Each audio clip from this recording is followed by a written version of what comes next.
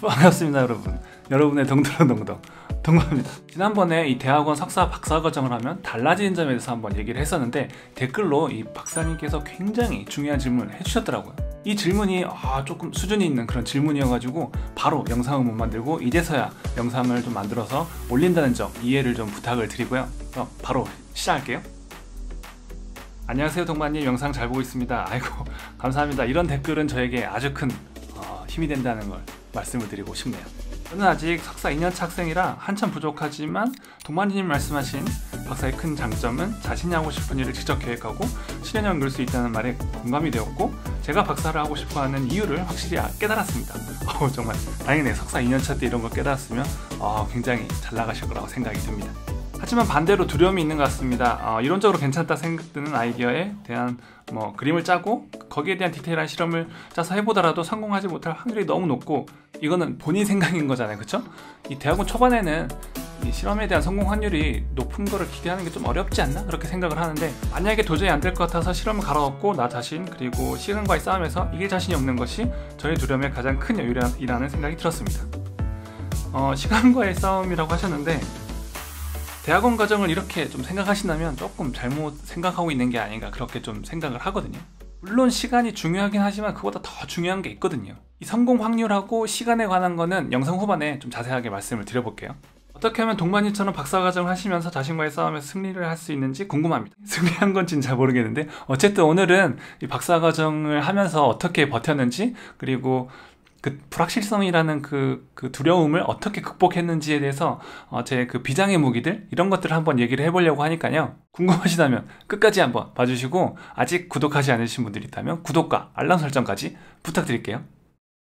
이 본격적으로 얘기하기 전에 이 박사님의 질문을 한번 얘기를 해보면, 첫 번째로 아무리 열심히 해봤자 성공 확률이 너무 낮다, 이렇게 말씀을 하셨거든요. 왜 이렇게 생각하시는지 잘 모르겠지만 아무래도 이 시도하는 것마다 잘 안되고 실패하는 게 많아서 이렇게 생각하시는 것 같아요. 그런데 이 대학원에서의 성공이 무엇인지 조금 생각을 해봐야 되는 것 같아요. 그러니까 이 단순히 실험에 성공한 게 중요한 게 아니라 성공이건 실패건 거기서 배운 게 있는지가 더 중요한 게 아닌가, 그렇게 생각을 하거든요. 그리고 그 기준을 다른 사람에게 맞출 것인지 나에게 맞출 것인지 좀 생각을 해봐야 돼요. 간혹 이 기준을 다른 사람에게, 그러니까 같이 일하는 사람이나 동료들, 선후배들에게 맞추고 비교를 하게 되는데, 그러면 나의 오늘의 어떤 그 실험의 성공이냐 실패가 굉장히 크게 다가오거든요. 그렇게 되면 오늘 실험의 성공 여부가 굉장히 중요하게 되고, 남들이 하지 못했던 새로운 연구 결과를 내기 위한 어떤 그런 자유로운 생각, 이런 것들을 하기가 굉장히 힘들어져요. 그래서 이럴 때일수록 다른 사람이 아니라 나의 실력에만 집중하는 게 필요하더라고요. 어차피 비교하게 되는 그들과 나는 출발선도 다르고 능력치도 다르기 때문에 마라톤처럼 나만의 페이스를 찾으면서 그 페이스를 유지를 하면서 꾸준하게 연구하는 게 필요하거든요. 그리고 석사 2년차라고 하셨는데, 이때는 당연히 이 실험을 하게 되면 성공 확률이 굉장히 낮을 수밖에 없는 거 아닌가요? 혹시 이 하고자 하는 목표가 너무 높은 거 아닌가 라는 그런 합리적인 의심이 살짝 드는데요.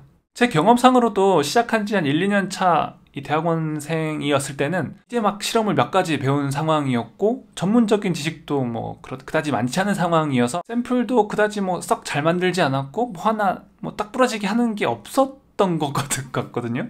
전에 이 대학원 리뷰 영상에서도 잠깐 말씀을 드렸었는데, 이 사실 석사 때는 이 실험하고 연구하는 이런 것들이 조금 어렵지 않고 익숙해지고 조금 나아간다면, 재미있다고 느껴지는 그 정도만 된다면 충분하지 않을까, 그렇게 생각을 하거든요. 물론 실험이 잘 되고 결과가 좋다면 해피하겠지만, 그게 아니더라도 고민을 하거나 어려워할 필요가 없다는 거죠. 그렇죠? 그렇게 이 석사 과정에서 연구하는 게 어렵지 않고 익숙해지고 재미있다고 생각이 좀 들어야 그 석사 과정보다 더 긴 박사 과정을 버틸 수 있는 힘이 생기는 것 같더라고요. 그런 거 있잖아요. 너무 공부를 많이 했어, 너무 질려버렸어, 너무 힘들어, 그러면은 이제 박사과정을 간다고 하더라도 번아웃 돼가지고 막 연구를 꾸준하게 재미있게 막 신나서 이렇게 하기가 좀 힘들지 않을까요? 두 번째로 이 시간과의 싸움에서 자신이 없다, 이렇게 말씀하셨는데, 이거는 이제 앞에 얘기랑 좀 연결이 되긴 하는데, 대학원은 이 시간보다는 어떤 몰입, 쉽게 말하면 덕질? 이런 것이 더 중요한 것 같아요. 왜 연예인들 이 덕질을 하게 되면 시간 가는 줄도 모르고 영상 보고 막 기사 찾아보고 최근에 무슨 곡을 발표했는지, 가사 의미가 뭔지, 어디서 콘서트를 하는지, 굿즈가 뭐 나왔는지 찾아보게 되잖아요. 덕질하는데 시간이 부족하다고 말하는 그런 팬들이 있나요? 그 영상들 찾아보고 있는데 시간이 너무 부족해요. 쫓기고 있어요. 막 너무 힘들어요. 이렇게 하진 않잖아요. 그렇게 하지 않고 너무 즐겁다, 막 내 삶의 활력소다, 이것 때문에 산다, 이렇게 얘기를 하죠. 심지어 어차피 덕질할 거 행복하게 덕질하자, 뭐 이런 말도 있더라고요. 이 덕질처럼 연구하는 것도 되도록 이 시간은 신경 쓰지 말고 관련 논문 찾고 최근에 무슨 논문 나오는지 보고 그 발표된 데이터가 뭐를 의미하는지 생각해보고 내가 하는 연구와 연결할 수 있는 부분이 있는지 찾아보고 관련된 학회가 있는지 찾아보고 하는 게 필요한 것 같아요. 아니 무슨 연구를 덕질하듯이 하라고요? 에바 아닌가요? 라고 의문을 가질 수가 있는데 침이 나왔네. 방법을 조금 자세히 얘기를 해볼게요. 첫 번째 방법은 주위 사람들이랑 얘기를 많이 하는 거예요. 우리가 덕질할 때 제일 먼저 하는 게 뭐예요? 공카에 가입하거나 요새는 플랫폼에 가서 팬들하고 소통하고 뭐 그렇게 하죠.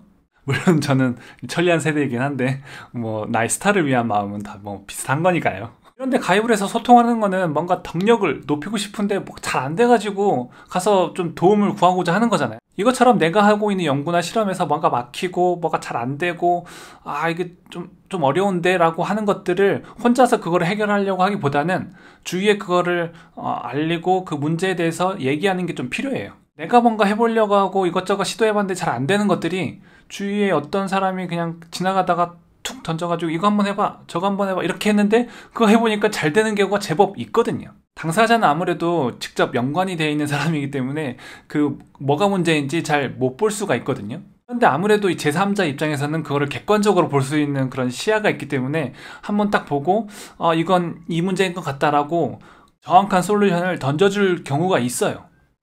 그런데 문제는 이 나에게 닥친 문제를 대충 알고 그리고 제3자 입장에서 객관적으로 나에게 도움이 될 만한 얘기를 해줄 만한 사람을 찾는 게 쉽지는 않죠.